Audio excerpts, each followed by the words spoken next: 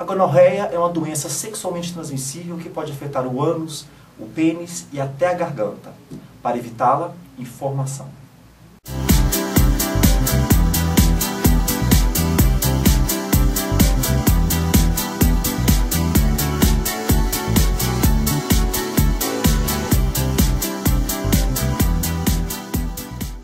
Para falar sobre gonorreia, o Meta na Sua Cabeça recebe Celso Galhardo Monteiro, coordenador de um dos serviços de assistência em DST/AIDS do município de São Paulo. Tudo bem? Tudo bom? Obrigadíssimo. A gente está aqui para falar sobre gonorreia. Okay. Muita gente fala AIDS, HPV, e fica talvez uma e outra doença, mas a gonorreia é séria, deve ser evitada, né? Essa é uma questão muito importante. O que causa gonorreia? O que é exatamente essa doença?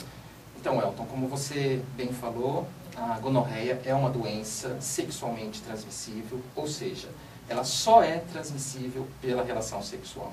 Isso é importante a gente falar, porque existem muitos mitos e muitos tabus, né, de que a gente pode pegar uma DST no vaso sanitário, sentar no banco do ônibus, esse tipo de coisa que a gente não... Lenda urbana, então. Lenda urbana, isso é conto de carochinha. Uhum. Não se pega. A única forma de nós nos contaminarmos com uma gonorreia é através de uma relação sexual com uma pessoa que esteja contaminada. Uhum. Né? Seja ela uma relação sexual anal, uma relação sexual vaginal ou uma relação sexual oral. Então, por isso que você bem disse, nós podemos adquirir uma gonorreia na garganta, no ânus e na uretra. E na vagina também. Okay? E o que caracteriza essa doença? Então, ela é uma doença muito bem estudada, antiquíssima, né?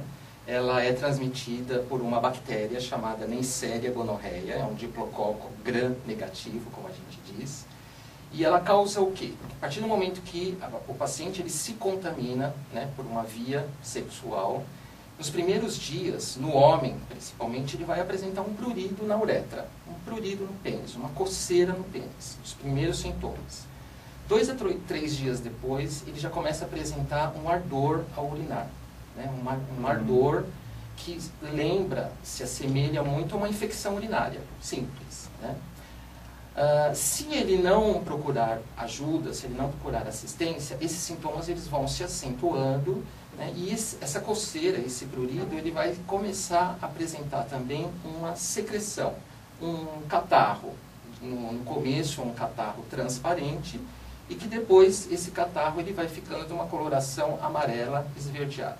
Então, começa com transparente e depois vai e odor. Um odor fétido, um cheiro ruim. Né? Não dá pra gente caracterizar, é incaracterístico, mas é um odor ruim. E a característica principal é que esse catarro não para, né? Ele fica, o que a gente ouve dizer, um mela cueca. Né? A cueca fica toda amarelada, toda esverdeada, ele vai ao sanitário, ele se limpa, se faz uma higiene, meia hora depois ele já está com a cueca totalmente melada. Né? Aí ele procura um serviço especializado e o tratamento, o diagnóstico que nós fazemos é um diagnóstico simples, porque é muito, muito fácil você diagnosticar uma gonorreia. Você vai perguntar para o paciente como foi o comportamento sexual desse paciente, ele vai falar para você que teve uma relação sexual há 2 a 3 dias atrás, sem o uso da camisinha, isso que é o mais importante, né? A única forma da gente deter a transmissão de uma doença sexualmente transmissível é através da camisinha.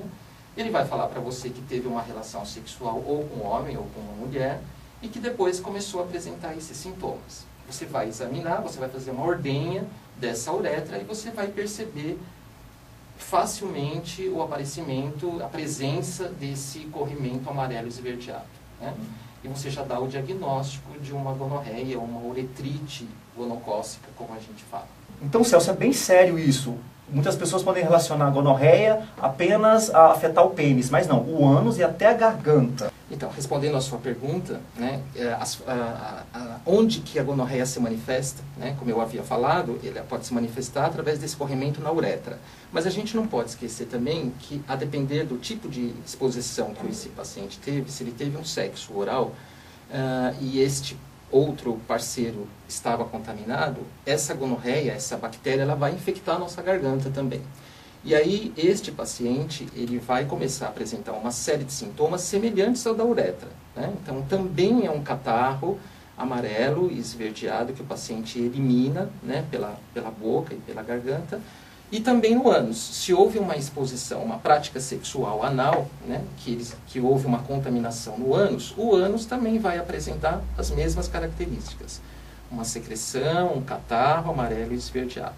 Então, isso está sinalizando para a gente o quê? Que esse paciente não usou camisinha no sexo oral, ou no sexo anal, ou no sexo vaginal. Então, a única forma de você evitar uma doença sexualmente transmissível é o uso da camisinha, inclusive no sexo oral, né? Então, no momento em que os nossos pacientes procuram o nosso serviço, nós estimulamos que também o sexo oral, necessariamente para evitar uma doença sexualmente transmissível, necessariamente ele deve usar a camisinha. E quanto ao tratamento? Então, o tratamento ele é extremamente simples e gratuito. No momento em que nós estamos conversando com o paciente, a gente já faz o diagnóstico, não há necessidade de pedir nenhum exame, porque nós trabalhamos em cima da abordagem sindrômica, e o paciente já sai das unidades de DST/AIDS tratado. O tratamento é simples, são 2 antibióticos, dose única, o paciente toma o medicamento na nossa frente, porque a Secretaria da Saúde compra esses medicamentos e a distribuição é gratuita. O mais importante é a gente esclarecer todo mundo para não se automedicar e não procurar no balconista da farmácia. Nós recebemos muitos casos de tratamentos de gonorreia inadequados que pagaram um preço absurdo por remédios que não funcionam, caríssimos e o tratamento inadequado. Então, nós sempre orientamos para o paciente não ter vergonha do seu médico, qualquer clínico generalista de qualquer unidade básica de saúde, não necessariamente um serviço especializado em DST, mas qualquer clínico de qualquer UBS, ele está capacitado para tratar de uma gonorreia, dá o tratamento na hora, ele sai das unidades tratado, né? E perder completamente a vergonha de expor a sua vida sexual para o seu médico, para o seu clínico, aquele profissional no qual ele tem vínculo. Obrigado, então, Celso. Então, fica o recado. Vergonha nenhuma de cuidar de você mesmo. Vergonha nenhuma de sempre exigir o uso da camisinha. E vamos viver muito a vida, tem muita coisa pra gente curtir, mas com muita saúde.